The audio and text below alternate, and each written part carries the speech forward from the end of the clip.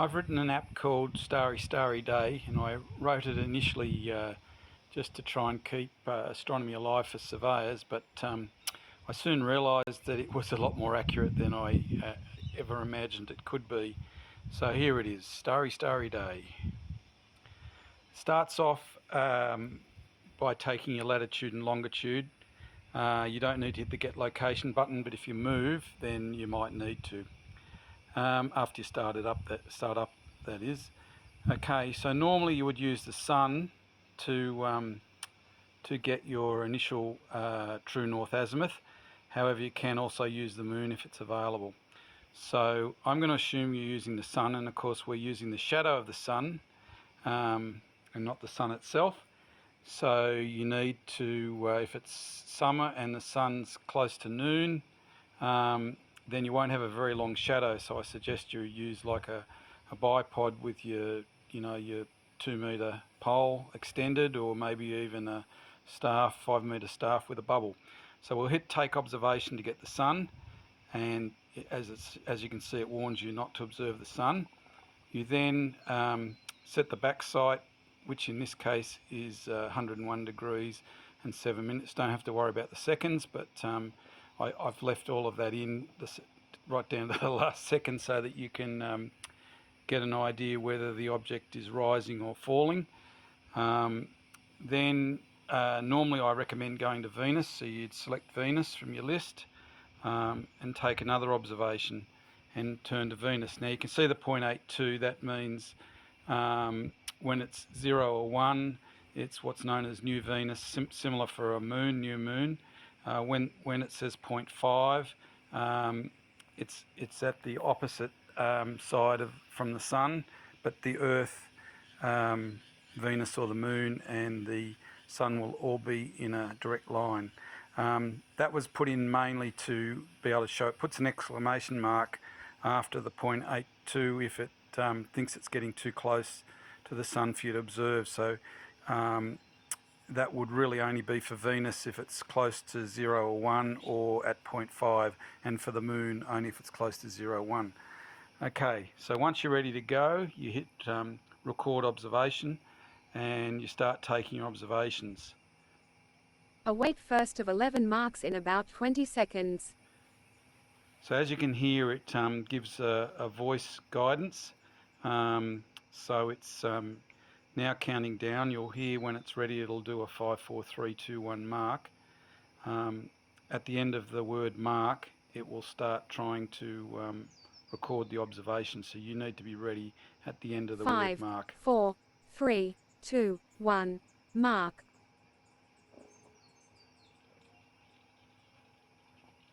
Venus 10 observations remaining. Okay, so that will continue for, I think I've set it for 11 observations at a 20-second spacing. Just to show you, that comes under your settings down here. You can also do predictions by setting a date and use it for a different location, not 5, not using 4, GPS. 3, 2, 1, mark.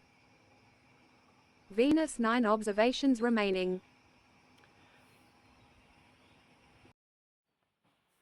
Okay, so I've skipped a bit, but we're now near the end of the observations, and you'll see it finish off, and then I'll exit the app and it will record a file of those observations for me, and I've got a spreadsheet set up that automatically 5, reduces 4, that with 3, 2, recorded 1, information. mark.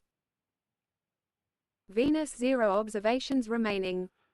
Okay, so now you simply hit exit the app and it'll try to save a file called astrolog.csv. I save it in my documents folder, and you can see it's already got a couple there, so it'll just renumber it, it won't overwrite. And that's it. I'll show you how to reduce it in a minute. This is the astrolog.csv file that's created.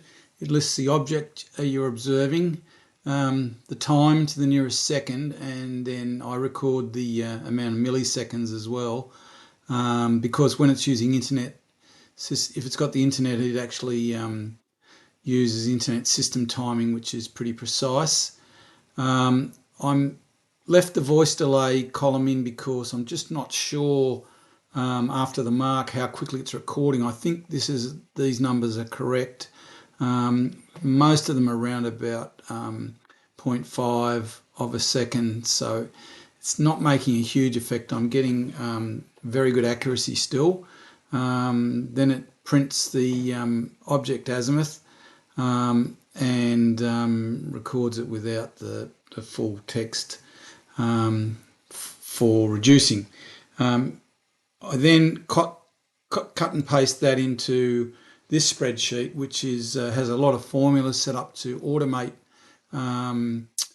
what you need to do. So the green area is where the astrolog.csv file goes.